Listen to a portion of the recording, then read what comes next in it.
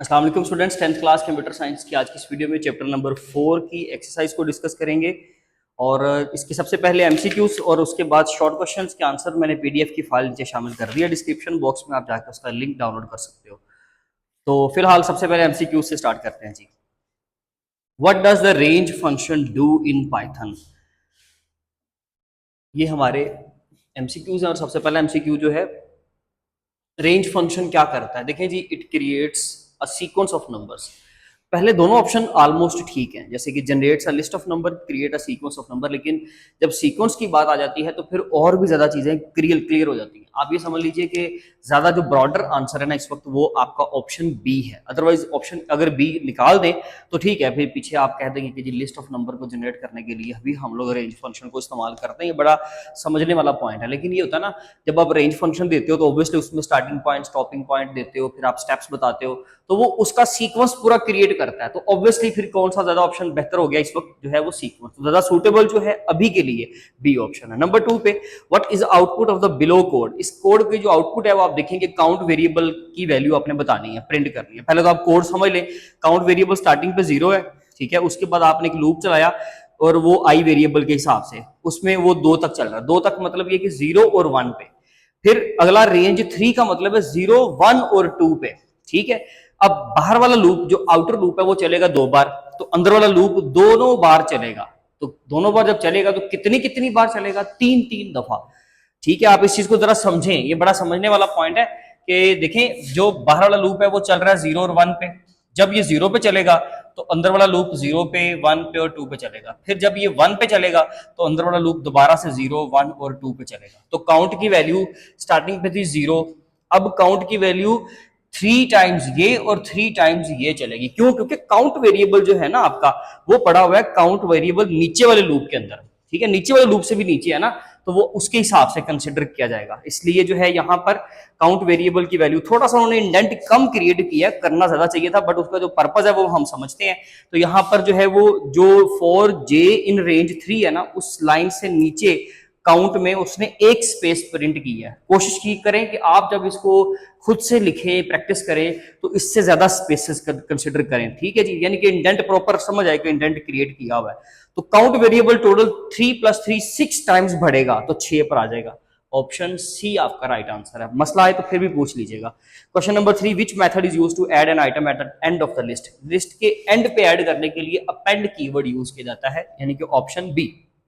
What is the purpose of control structures in programming? देखिए जी, only to make code longer, no to manage decision making and repetition of task, option B इसके अंदर right answer है। Decision making भी करवाता है, फिर looping construct भी इस्तेमाल करते हैं हम। नंबर 5 पे, which statement is used to execute code when a condition is false?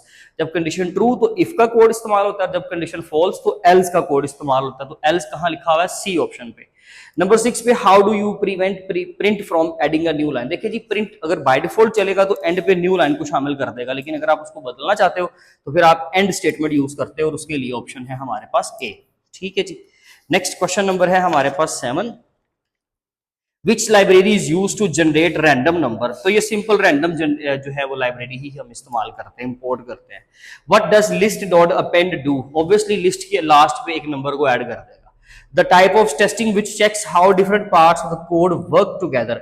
जब कोड के अंदर चीजें इकट्ठी काम करती हैं, इकट्ठी जब जो है वो प्रिंट करती हैं, तो उस वक्त जो है हमारे पास आंसर इसका होता है इंटीग्रेशन टेस्टिंग। यानी कि जब हम चीजों को एक दूसरे के साथ मिलाकर इकट्ठा टेस्ट करते हैं, that will be called as integration testing. And which debugging technique involves adding output statement? देखें जी, उसके लिए हम प्रिंट स्टेटमेंट्स को यूज करते हैं, जो आउटपुट के तौर पे हम शो करवा के तो गलतियां निकालते हैं, यानी कि डिबगिंग करते हैं। तो यहाँ पे ऑप्शन बी आपके जो आंसर की दी गई आपकी बुक के पीछे, वहां पे क्वेश्चन नंबर 9 का उन्होंने आंसर गलत दिया, उसको ठीक कर लीजिएगा, ठीक है। नेक्स्ट हमारे पास कुछ शॉर्ट क्वेश्चंस हैं, जस्ट एक्सप्लेन कर देता हूं कि इसमें लिखने हम क्या वाले हैं। बाकी जो है वो आप खुद से लिखें, बुक से निकाल लेंगे, फिर जो मैंने नीचे डाउनलोड करने के लिए लिंक दिया आप उसको डाउनलोड करके तो उसमें से आंसर नोट कर लीजिए। Explain the use of range function in for loop, ठीक है।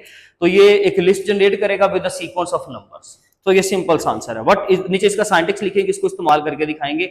अगर ये शॉर्ट आएगा तो इसका साइंटिक्स, इसकी एग्जांपल, दोनों चीजें बड़ी इंपॉर्टेंट होंगी। What is the difference between the append and remove method, दोनों को डेफिनेशन तो आप दे दोगे, कर लोगे, मुझे पता है, लेकिन नीचे एग्जांपल्स भी देनी पड़ेगी दोनों की, ठीक है जी। अपेंड लिस्ट के आखिर पे एक नंबर, एक एलिमेंट को ऐड करता है, और रिमूव फंक्शन उस लिस्ट में से किसी भी स्पेसिफिक आइटम को आप निकालने के लिए इस्तेमाल करते हो, वो चाहे नंबर 1 पे हो, 2 पे हो या लास्ट पे हो, फर्क नहीं पड़ता।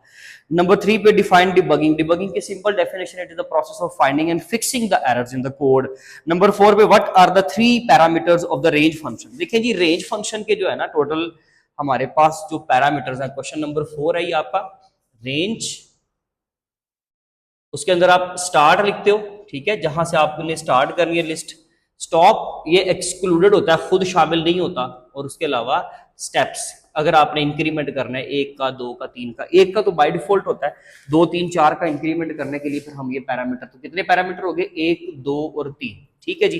तो ये 3 पैरामीटर्स हम इस्तेमाल करते हैं। नेक्स्ट है हमारे पास question, name 3 list methods and their purposes. देखिए ये लिस्ट मेथड्स का मतलब ऑपरेशंस जो हम उसके ऊपर इंप्लीमेंट करते हैं, सॉर्टिंग का, रिमूविंग का और अपेंड का। आप ये 3 इस्तेमाल कर लें, तीनों के नाम लिख दीजिए, कोशिश करके एक लाइन आगे थोड़ा सा इसको एक्सप्लेन भी करते हैं। जैसे कि ये लिखा हुआ है आपका page number, modification of list के बाद है ये, आपको मिलेगा पेज नंबर 63 पे, ठीक है जी। ये आपके ऑपरेशंस जो है, यही वो मेथड्स की बात कर रहा है।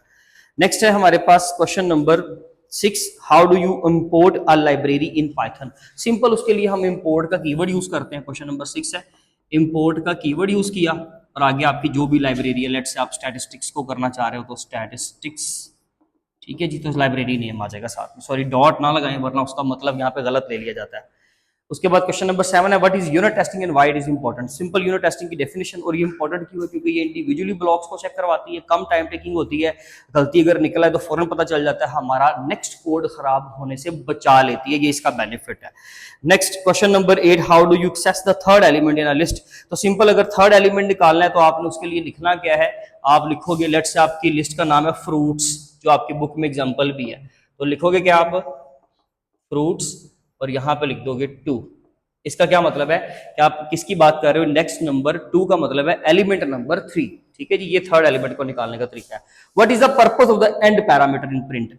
एंड पैरामीटर लास्ट पे, स्टेटमेंट के लास्ट पे जो भी आपका मैसेज, उसके लास्ट पे या तो स्पेस प्रिंट करवा देगा, या फिर अगर आप कुछ स्पेसिफिक चीजें प्रिंट करवाना चाहते हो तो उसको प्रिंट करवाने के काम आ जाता है। नंबर 10 पे, how can we access an element from the list. ये एक्सेस करने का तरीका लिखा हुआ है, स्पेलिंग इसके गलत लिखे हुए हैं, याद रखिएगा। तो ये एक्सेस करने का तरीका, आप इंडेक्स नंबर लिखते हो लिस्ट के नाम के साथ। How do you modify an existing item in a list. तो अगर आपने किसी भी चीज को मॉडिफाई करना है तो आपने इसी तरह करना है, फ्रूट्स 2, पहले लेट्स से फ्रूट्स 2 यानी कि थर्ड एलिमेंट था ऑरेंज, अब आप उसको एप्पल से बदलना चाहते हो तो इस तरह से बदले। वो खैर आपने मॉडिफिकेशन ऑफ लिस्ट पढ़ी हुई है, मैंने डिटेल से पढ़ाया हुआ है, आपको नीचे आंसर भी दे दिया, आपको उम्मीद है समझ आ जाएगी। फिर भी कोई मसला रह गया तो फिर आप लाजमी तौर पे कमेंट सेक्शन के जरिए से पूछ लीजिएगा, ठीक है जी। इसका आप स्क्रीनशॉट ले लें, आपका ये क्वेश्चन आप इसको राइट कर लीजिएगा, ठीक कर लीजिएगा। बाकी इंशाल्लाह इस एक्सरसाइज की जो है लॉन्ग क्वेश्चन की वीडियो में मिलेंगे, तब तक अपना ख्याल रखें।